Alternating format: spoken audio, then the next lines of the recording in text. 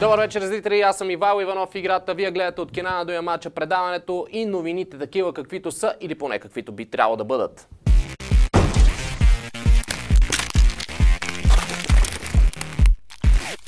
Ако искате да получите подробна информация за финансовото състояние, информационно така да се информирате за доста други неща, всякаква тематика, просто се сбъркали часа, защото тук показваме наистина новините такива каквито не са или по-точно каквито би трябвало да бъдат.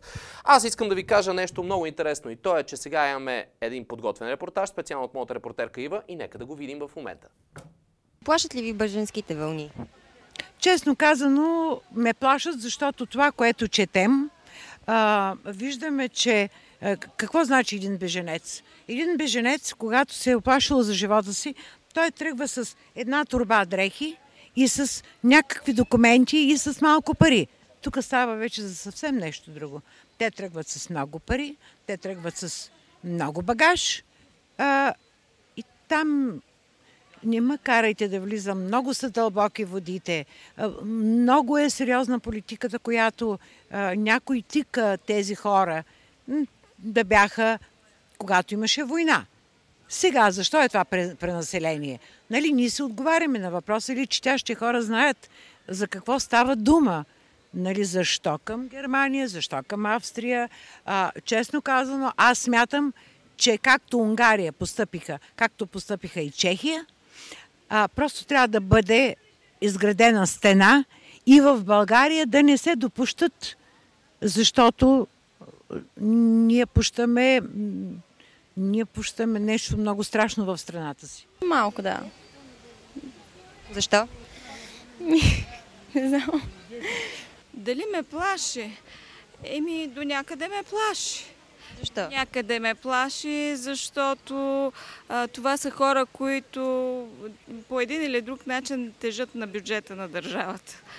А пък нашия бюджет не е най-доброто нещо и така в доброто състояние бюджет на държава.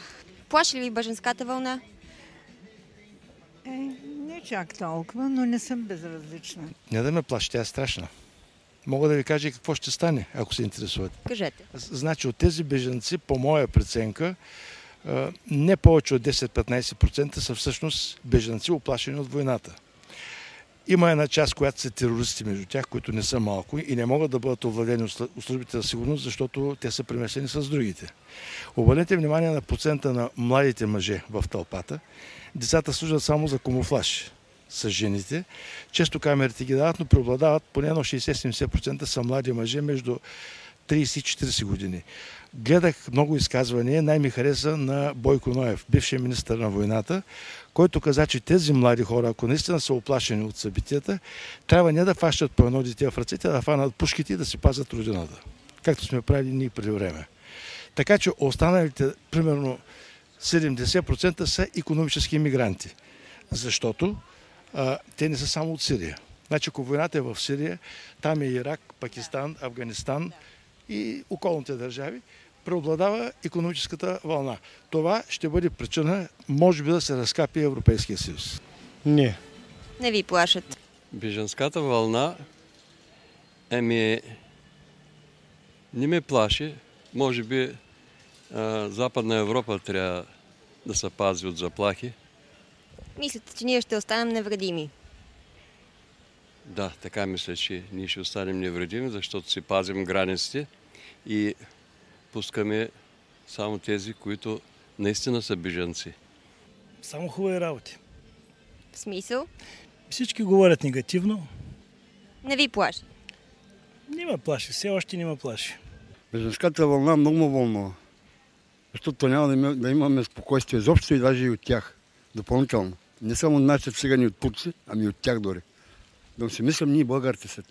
Няма да има българин на света. Ще ме скорят, като едно време реши като плицата.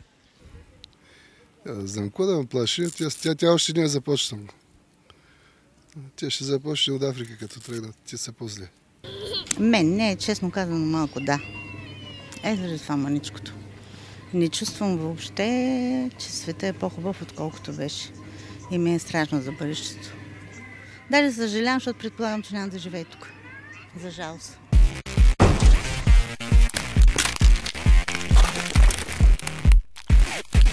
Ето ни отново, аз съм Ивайло Иванов, играта. Вие гледате от Кенана до Ямача. Продължаваме нататък. Един малък коментар на анкетата искам да кажа. И то е, впрочем, да не забравя едно нещо. Всички общински съветници и кандидат кметове, разбира се, ще минат ето от тук през това китно хубаво диванче, което е до мен. Не забравяйте да задавате своите въпроси на тях, защото те могат да ви облагодетелстват джобно и в общи линии сумата да е доста приятна за всички вас. 150 лева ви чакат. Трябва да задавате един много хубав и приятен въпрос, който да е така поднесен на тях благо. А сега продължаваме нататък. Нека да продължим с прегледа на печата и новините. Първата новина, която ме потресе, доста добре звучи, ме потресе е германски концентрационен лагер отвори врати за бежанци. Кой би предположил, че ще минат 70 години и хората ще се бият и пребиват, за да се доберат до концлагера в Германия? Наистина това ме озадачава със всеки изминал ден. Но ако тази новина ме потресе, то следващата направо ме разтресе. Вижте защо. Зачитам дословно. Бежанците от Одрин не искат в България. Представете ли си, предпочитат да живеят в концлагер с Германия и по-точно в Германия, отколкото в свободна България. За да изясниме този въпрос, при нас сме поканили един от бежанците от лагера в Харманли. Заповядайте, господин бежанец. Чуда се как да ти кажа здравей, но мога да ти кажа най-нормално. Салам алейкум. Алейкум салам. Да, приятно ми е. Ти си Мустафа Ел Ехздери от Ливия. Как си? Аз много добре съм. Много добре. Малко боли тук. Бит съм малко. Не знам много какво добре. Те било. Какво те докара много тук? Добре. Кой те докара? Побоя ли? Какво? Не побоя. Как побоя? Докараме страх on the beach пред Чакмак, жармито. В превод стояла на плажа. Селото, къща. С цялата къща. Да? Всичко изведнъж тръгва, тича на някъде. Аз гледам, не знам какво става. Промоция. Навсякъде тичат хора, аз тичам. Всички тичат. По едно време стигам граница, регистрират мене, печат, подпис, викат. Но аз искам ходя къщи, искам Германия или къщи. Искаш и ти Германия? Искам Германия. Явно сме Шнела Германия, Шнела Дойчеланд. Я, да, звундава. Но това е друга тема. Всички пишат Ливия. Кажете все пак, Ливия ли е голяма държава? Голяма държава трябва да е, нали? Ливия много голяма. Ливия много голяма държава. Ти си роден в Карма, Гусицкат, Кутрубатиртия и така нататък. Виолет. Точно така, Ливия съм роден. Много хубава страна, но война. Война, много бомби, бум, не може спи, децата реват, всичко. Да, добре. Накратко казано, положението е лошо там. Що плюеш? Не плюеш студиото. Това не е хубаво. Така ли правите? Има нещо нокът, боде мен. Ами то боде много хора ноката, ама не дай така. В смисъл, това е неуважително. Това е Ливия, нокът боде, плюиш. Това е традиция. Точно. Не традиция. Ливия, като удобно, плюиш. Да не почнеш друго да правиш. Внимай, дръж се прилично. Аз приличен. Добре, защо? Виждам, че ти харесва тук. Искаш да останеш, нали? Тук много хубава държава, много хубава, но не иска остава тук. Ваши управници много добре направили всичко, градинки чисто. И аз малко, и аз чист. На мен много хубаво тук, по принцип, но не иска остава и минава от тук. Добре, ами не иска минава. Искаш да си ходиш обаче все пак, нали така? Ами иска ходя, моля те се, иска ти на мен сега кара сега. Не, аз идва тук, разговаря с теб, ти на мен кара. Чистотата преди всичко, това е Хасково все пак. Чистота хубаво, добре, един нокът, това естествено. Как един? Ти изяде 20 ноката, аз вече като видях. Аз 21. То останаха ли ти ногти? Аз вече се чуда, да не си ми взел и моите. 2 нокът изя, един. Добре, хайде, какво ще кажеш да ти кажа да си ходиш? Лека по лека. Аз не иска ходи, иска Германия, закара ти мене. Аз искам, давай, моля те се, Германия или къщи? Ще извикам едни приятели да те вземат, да те преберат. Искаш къща Германия, иска Германия. Ето там, GPS е натам. Къща Германия иска. Натам, ако обичаш. Да, така. На къде отива? 200 пеш, натам. Ето, там има една врата. Стани, виж там какво става. Малко тука. Може изцапал мен. Виждам, да, виждам. Поизцапа го леко, но то не се вижда. Айде, Германия видим. Дай Боже, както казват чус, как ме стресира този господин. Всъщност едно скорошно социологическо проучване показва, че над 90% от българите живеят в постоянен стрес. Слънчето ми падна от този господин. Останалите живеят в Англия, САЩ, Германия, Испания, Канада. Преди да продължим обаче, нека да видим нашите баби какво мислят за всичките тези глупости. Целият съм в ногти.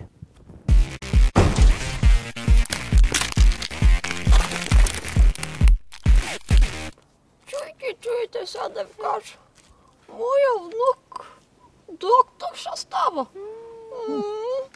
Абе носи инжекции, спринцовки, ботка са. Доктор ще става. Моя ще да е биолог. Все някакви трави, все някакви саксивка ще носи. Моето детето ще става. Седе нещо, смърка, носа си бърши, вика бягай, бабо, излитам. И аз вече взех моето, излитам.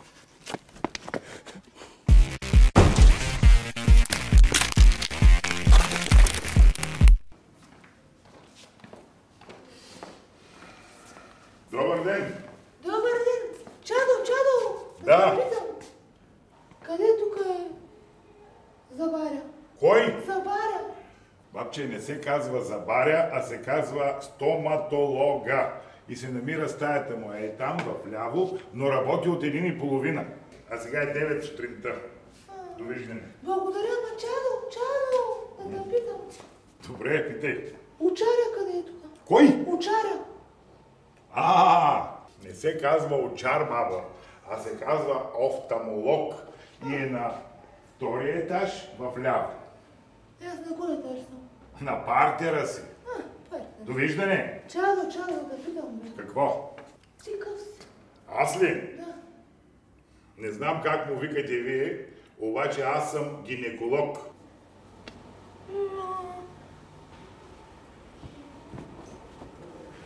Майка ти знае ли какво работиш?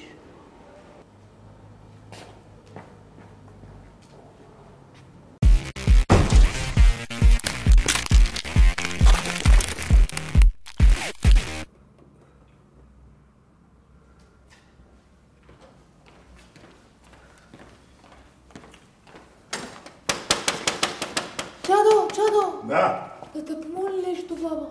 Един SMS, баба, да ми напишеш. На този телефон? На този телефон. Защо? Ти не можеш ли? Не мога, не виждам баба без очила вече, баба стара. Добре, бабо. Казвай. Пишеш ли? Пиша. Свиня мръсна! Пиши! Свиня мръсна! Да не си посмял да ме потърсиш повече! Никога! Напущам те! Отивам! Премана!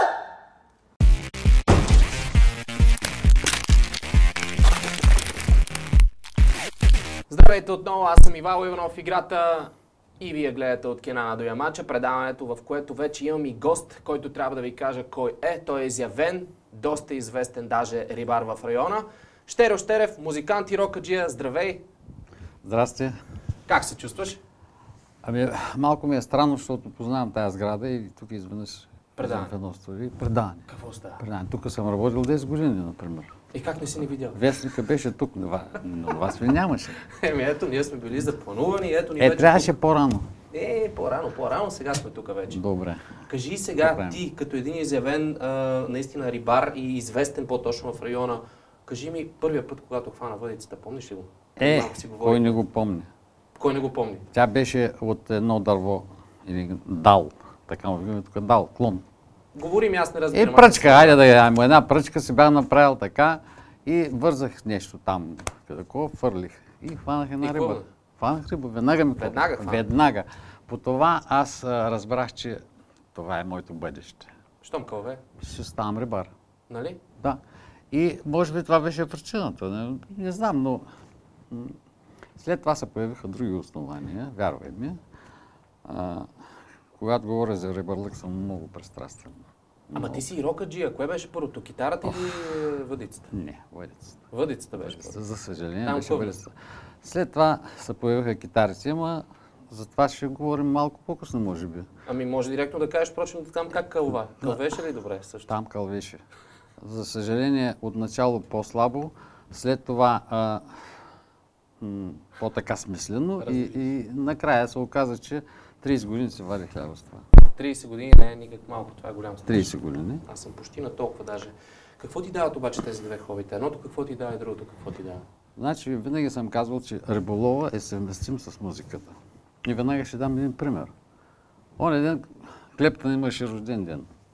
Така? Ако знаете, той не се длъжи да знаете. И поздравяват го хората и изведнъж се появява една снимка.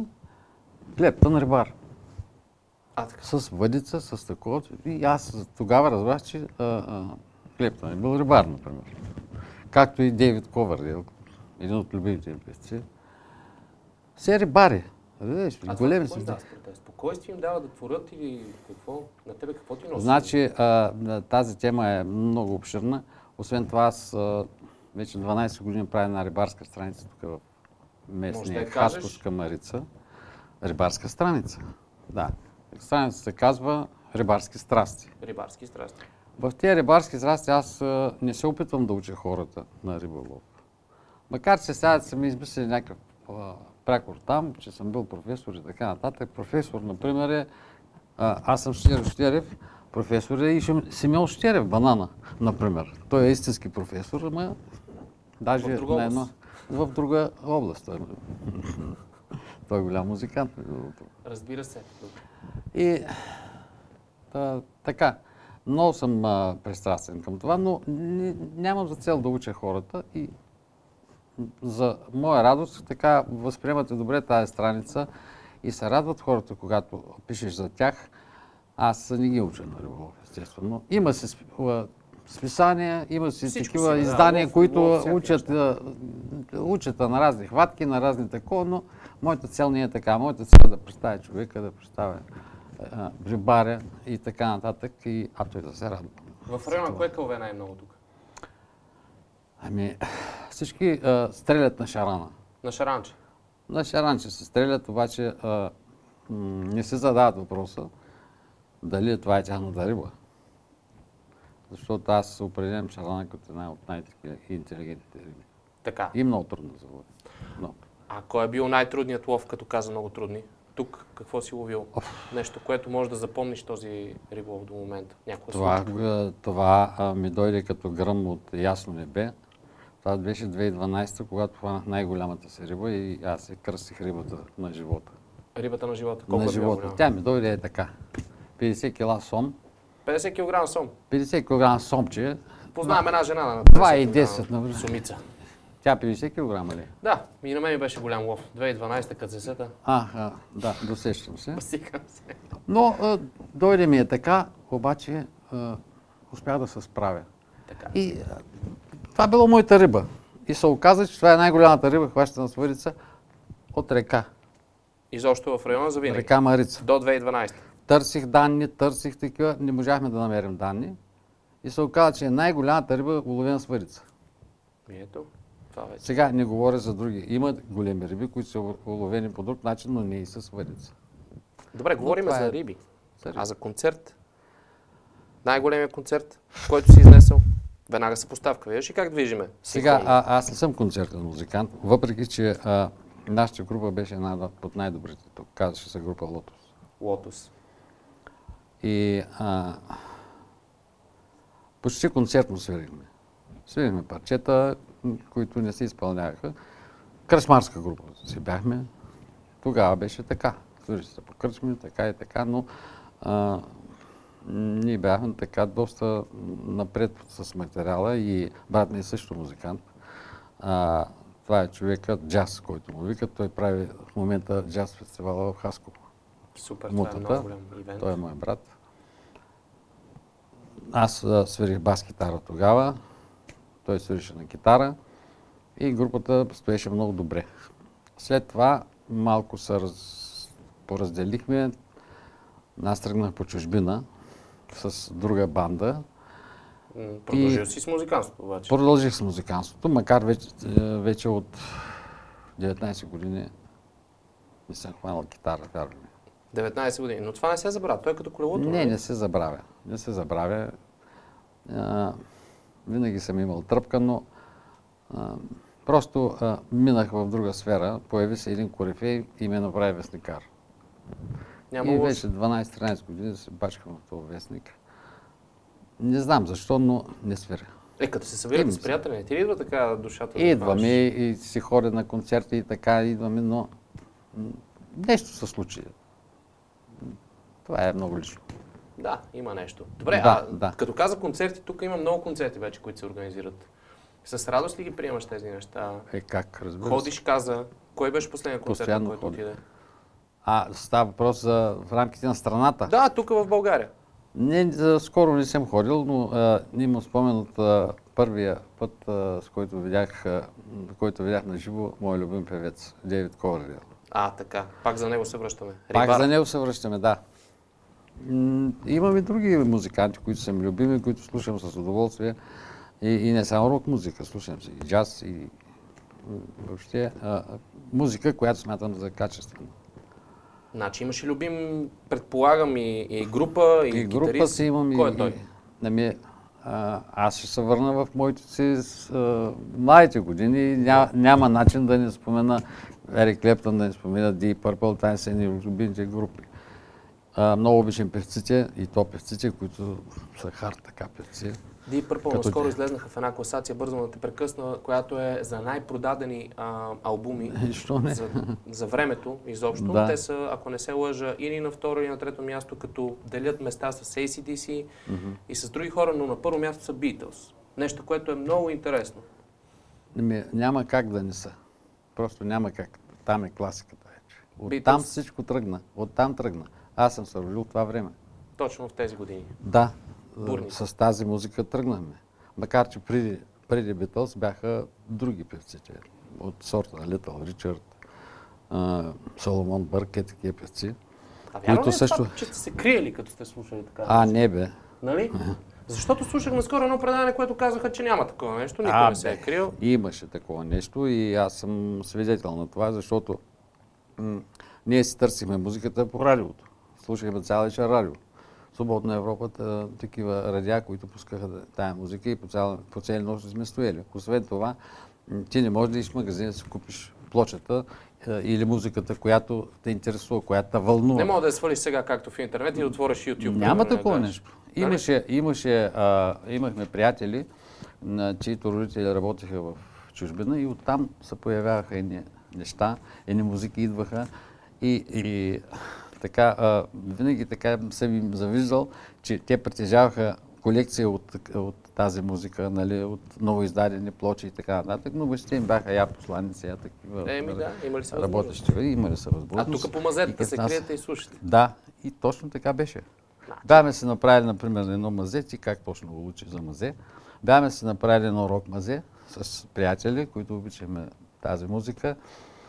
И в това мазе беше изрисувано цялото. Един от нас беше художник и беше го изрисувал цялото с нашите идоли, музикантите. Предполагам, това е било вашето кътче. И така нататък. Да. Вашето кътче. Тук имам подадена информация, бързам директно да те прекъсна, извинявай за което, но работиш 12 години вече в Хасковска Марица, нали? Да, от началото съм там. От поне 8 години ги водиш тези рибарски рубрики, както каза. Даже и повече. Добре, как обаче се роди тази идея, буквално? Как се създаде? Ще ти кажа. Значи, аз се дрънкам за риба. Стана съвсем случайно. Срещам един стар приятел на улицата. Аз се чудя какво да правя. Това е в времето, когато още чалгата беше нагоре. Мутри, чалгията. Да се призная, да съм и чалга. Няма как, вари си хляба с това. Трябва да се препиташ. Но стана така, че измени се музиката, измени се всичко и срещаме един човек. Мой стар отдавнашен приятел, журналист беше тук на времето, а сега се оказа баровец. Ще прави вестник Хасковска Марица. Какво правиш, пич? Какво прави, мъча живота тук, мъча се да оцелява. Елата направи един вестникар. Какво ще прави там? Какво ти трябва? И така се почна. Постъпих в този вестник. Ще се занимавай с разпространение. Хубаво се занимавам. Сега да е приятно. И да имам време да ходя на риба. Ще имаш време. И така тръгнах. От сега на майтап? От сега на майтап. И си дрънкам за риба, за музика и така нататък. След това един стана главен редактор, един много голям мой приятел, в последствие, нали, станахме приятели, така и той е музикант като мене, стана главен редактор и си дрънкаме за риби, за музики, за туилни. И един ден той ми вика, айде, що ли взеш да направиш една рибарска страница? И готово? Не е готово, как да направя рибарска страница, той иска писане. Аз не може да пиша на компютър. С двата пръста, колко такова, пиша на ръка. Давам го на колегите, те ми го написват и така. И се оказа, че мога да го правя. Аз съм го носил в себе си. След това стигове взех да пиша на рибарска тема и това отвори се една друга... Твоя ниша някаква, която не си откривал? Да, отвори се едно друго кранче. Аз не съм подозирал, че това мога да го правя. И вече го правя толкова години и слава Богу, хората го приемат и да много го харесват. 8 години не е малко, пък 12 години изобщо изцяло. Това... Значи, първото ми издание беше, мисля, че и четвърта или петта година. 10 години.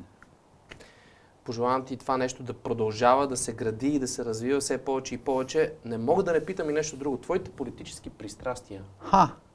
Нямам такива. Нямаш такива. Отивам на реката и това е моята политика. Сома е политическо пристрастие за теб. Сома не, аз съм шеранджия.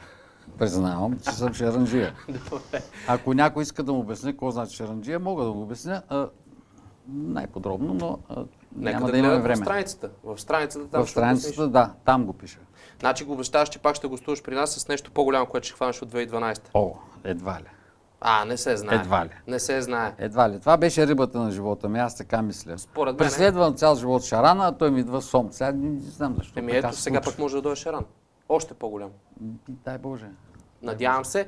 Добре, вие гледате от Кирана до Ямача. Аз съм играта. На гости ни беше Щерьо Щерев, наистина изявен и приятен наистина човек, който може да ни говори с охота за риболов, за музика и за какво ли още не. Заедно се пренесахме с него във времето назад, когато всичко е било още по-готино и дори в сегашно време, когато може да кълве нещо хубаво и приятно. Не само както в фотошопа на Фейсбук. Това беше всичко от мен, Ивайло Иванов, играта за тази вечер. По принцип, знаете, че нещата могат да протечат доста по-хубаво и още по-дълго, но това по-дълго може да стане само единствено по един много прекрасен начин, като вие ни зададете тези оригинални, хубави и прекрасни въпроси, които може да ви донесат 150 лева печалба. Тук от Кирана до Ямача специално за вас, във вашето джобче да влезнат те, като въпросът, след като ни го зададете, виждате отдолу изписан имейлът, там ни го пращайте, за да може ние да го получим и да зададем този хубав въпрос на тези гости, които ще бъдат тук на това мое китно диванче в студиото ни. Аз пък сега ще ви кажа чао и до следващия път.